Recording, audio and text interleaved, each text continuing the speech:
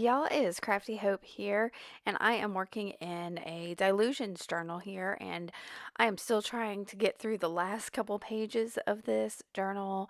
There should only be a couple more videos, I think, before I'm done with this one. So anyway, my goal on this video is I just wanted to create. I wanted to play with color and glue down some paper and just go for it. And you'll see here, I get frustrated in a bit, and because it is just it's got awful ugly. I couldn't figure out a way to rescue it. We'll get to it, but first I've sped this up a little bit, but I'm starting by gluing down just some bits and pieces. You can see these are mostly like cast offs of edges of pages that I couldn't work into other journals. And maybe that was part of it, is I had so much junky pieces in here that I couldn't get myself to focus on creating something more with it. I did put aside that it's like a I think it is a doodle of a plant that I did with Sharpie onto, I think, a jelly print, maybe.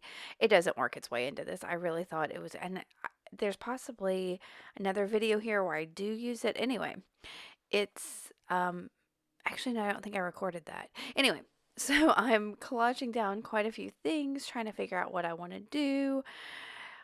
Uh, yeah, I finally was like, that's good. That's enough. Yeah, I even tried that and that little piece of some thread and stuff that have been cut off. All right, not that it's going to be important, but I sprayed down a couple of different sprays. One is a Lindy's, and the other one is a Dilutions. I'll try to put the actual colors of those down in the description box below. I think I think the Dilutions like Funky Fuchsia or something like that, and I can't remember what the Lindy's is at all. And I may have that Dilutions one wrong. And then I took a bamboo skewer and I just kind of scribbled in it. And see, I'm pulling out some of the edges there with my finger. And I was having a good old time just playing with that. And it's and at some point here I realized that, oh no, did my ink get through the pages? And that's, yep, right there. I'm like, oh no, it did. How about the ones I've completed that I really like? And it seemed to be doing okay. So I was like, I'm gonna go ahead and dry this and hopefully stop any more of that spread. So I dried that, and I'm coming back in with, this is acrylic paint from Target, and I think the color it was like sea blue, or let me see, hold on, deep sea. That's what it is. And I'm using just a plastic palette knife to kind of scrape it on there, and I'm being a little careful with it because I do know that Dilutions especially will reactivate, and I think I actually show you here in a minute how much it does reactivate. That's part of the reason I don't use it much. I love the colors and the vibrancy of them, but they too tend to get a little out of hand after a while. So I'm just spreading this around, and that's all I really wanted to do, y'all, was put some ink down, put some paint down, glue some stuff down. And I think here's where I'm starting to struggle. I like the colors I've got here, but I don't know what's going on. I decide to try to spread out some of the color, and what happens is, I think you can see it there, I've reactivated that Dilutions. So I'm gonna drag some of that around. I've got, for some reason, a wet paintbrush. I don't know. I'm struggling. I'm just trying to figure out what it is I want this page to do and all of that. I'm sure we have all gone through those stages of kind of just being lost. Most of the art journaling I do is intuitive, so I don't come into it with a plan other than I usually have like an urge. Like I want to paint, I want to use this product, I want to, and so I guess at this point I decided I wanted to use this product, which is some Nuvo expanding mousse. So it's like a paste that you apply, and I think a lot of times you kind of do it through a stencil. I decided just to scrape it down on the page, and then you heat it up and it kind of expands and bubbles and does some fun textural things. So I'm, yeah, spreading it around, and I'm actually not going to cut out where I heat it because I want you to see how it kind of changes. I don't know if you can see that or not. It has to get, kind of like when you're embossing something, you have to give it a minute to get heated up, and then it starts expanding. So you can kind of see the color change, I think, in it. And it gives just kind of a neat textural thing. And I need to play with it a little bit more because I think the longer you put the heat on it, like the more it expands. So somewhere in here is where I start to like lose it. I'm like, this is not working. There's no way for me to pull this together. I'm going to push this back with some watered down gesso. And so I grab my paintbrush and the gesso and I'm going over the whole thing, trying to push everything back, make it a little more cohesive, and um yeah, see if I can work from it with it from there.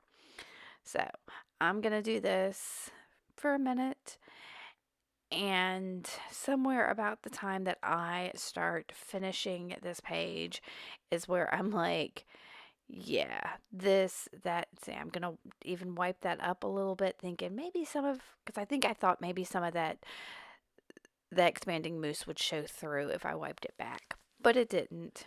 And so, yeah, there's me trying to figure it out if I can get it over that, and I'm just frustrated. It was not the joyous creative period I had hoped it would be. So I stopped for a minute and came back here, and it was still a little wet because I actually walked away from my desk, and I didn't make it out of my tiny craft room before I was like, no, I can fix this. I know what I'm going to do. So I'm going to take some bright colors of paint. First, this, and I don't know if I can tell you all the colors, but I know this is Indian Yellow by Lucas. And I'm going to come in with that same plastic palette knife and just scrape it. And so my goal here is to just get some bright colors on this page, because yeah, what I'm going to do is, oh gosh, y'all, I'm not art trained, so I don't know the exact term, and it's kind of like negative painting. If you know the term, when I get to the end of this, please let me know what it's called, because I'd like to learn that, but I don't know how to search to find what the term is. I've done a search and I can't find the exact term for what it is. So it's not isolation painting, because that means you paint in solitude. I found that out. So I think this is negative painting. So I put down a bit of bright orange, and then I'm coming in. I believe that is midnight blue. It's a Americana paint, and so I'm trying to put that down there. But I'm doing my best as I'm applying these because those other two colors are wet, trying not to mix them a whole lot. Now I could have dried between my layers, but once I had this idea, I was like, no, I'm just going to do it. I'm going for it. And so then I think this is the last color I'm coming in with, is I think it's Evergreen, maybe. It's a Dina Wakley Media paint. And you can see there I'm having a little more trouble keeping from mixing it because I do have so many other paints on there. And I'm trying to find spots where I need more color and need a pop of something. And I'm going to look at it and think on it and decide, yep, okay, we are good. We are going to move from here. So I'm going to go ahead and dry this before I do anything else. And once I get that dry, I'm going to take both a black China marker, and this is the white one, and just make some marks. It didn't really matter. I'm doing some dashes, some lines, scribbles, whatever, just to get some more interest on top of the paint and the texture that we've got going on currently on the page. And I knew that the China markers would kind of go over all of that and still kind of give it kind of a, I don't know, let the texture still kind of be there. It would affect the marks of it. So I'm just having a little fun, making some scribbles and some fun. And y'all, some of those scribbly lines that are on there are some of my favorite things. Once I got that done, I took my Liquitex gold acrylic ink and just dropped some of it down. And then I'm going to get a bit of it on a paintbrush, and a wet paintbrush, and just splatter it. And then I'll dry this whole page. And because the next step, I'm going to need a really, really dry page for my, what did I call it? Negative painting. Now, this, I'm telling you, it's not really negative painting. Negative painting is really where I think you put down like a mask or you paint the outside of the design. What I'm doing is the opposite, which is I'm making the background and then putting the design around on top of it. And like I said, I can't quite figure out what the search term would be to find that information of what this is called.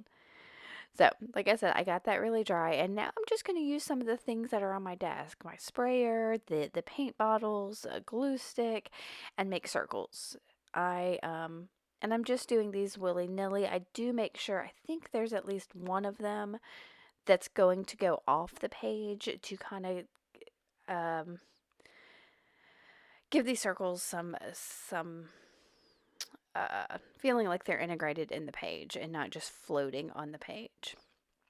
Now, I did start with the bigger items first and then working down to smaller ones to kind of make sure everything kind of fits on there. And I'm using a Sharpie paint pen, one of the water-based ones, to make these circles because I know it'll dry fairly matte. And what I'm going to be using is some black gesso to go around these circles. So I know that it will also dry matte. Now you see, I'm kind of contemplating a little bit where my circles are because I can see where some of the interesting points on my page are. It's hard to see all of it because I'm putting those things over it. So there is a little bit of intention when I'm doing this, not complete intention. It's just kind of like, this will be good. How about here? So in there, I grabbed that glue stick to kind of do, like I said, doing it off the page just a little bit. And I'm trying to, and I'm counting because I'm trying to keep odd numbers, I think, on there. And that Dylusions journal, y'all, is so chunky and fat that left page will not stay down. And that's why I didn't add another one of the circles on that left page. Is I couldn't get it flat. Couldn't hold it down and draw and all of that without that page popping back up and being weird. So this is my black gesso. It's a big old bottle that I got at, I think, Joann's, but it's Studio 71 is the brand. Is it 71, 77? I'll put a link below, or at least tell you what it is below. And I'm sped this up again because all I'm going to do is take a paintbrush and be as neat as I can, but it's not going to be perfect. Those circles I drew are not perfect. I just wanted the idea of circles there, and I am going to go around all of them. Now, I could have edited out me painting over this easily enough, but I wanted you to see kind of, how easy it is to just take this and how quickly that ugly, because that y'all saw how ugly that got, and even where it is now with all of that is very ugly. But once I kind of, and this is why I want to call it isolation painting, once I isolate those circles on their own or those spots on their own, you can find the beauty in those little details that are left, that are where that uh I don't want to keep using the word ugly, but where it wasn't perfect, you can take those little isolated areas and you can find so much beauty in that little bit of area. And I kind of think that's kind of how life is, that life has got this big jumbled mess of crazy, but then when you take it down and zoom in on little moments, you can really see some of the beauty that's there in life. I always say there's beauty in the small things. I love to just go outside and find a leaf or a flower or a bug that's it brings out the beauty of what's going on outside and not on the harsh reality of the day-to-day terrors.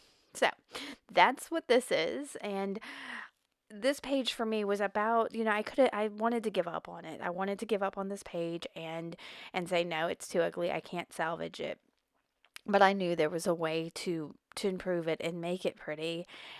And I think I kind of did it. So I'm going to, now that I've got all my circles and my little um spots of beauty there, I'm going to dry it, and then I'm going to take I'm trying to remember what order I do this, y'all.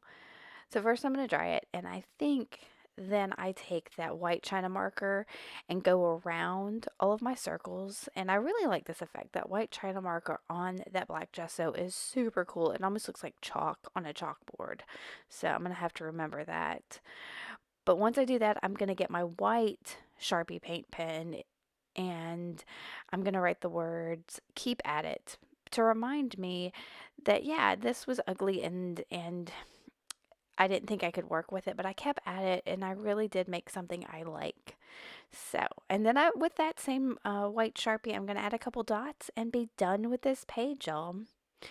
So, I want you to take a moment and find some beauty in your day, in your art, and keep at it. All right. I know it's hard some days. I had a day yesterday, y'all. I know how hard it is some days. But keep at it, and here's hoping that there's some beauty there for you to find. All right, guys, thank you so much for watching. If you like this, make sure to give me a thumbs up and hit that subscribe button. All right, y'all, keep on crafting on. Bye.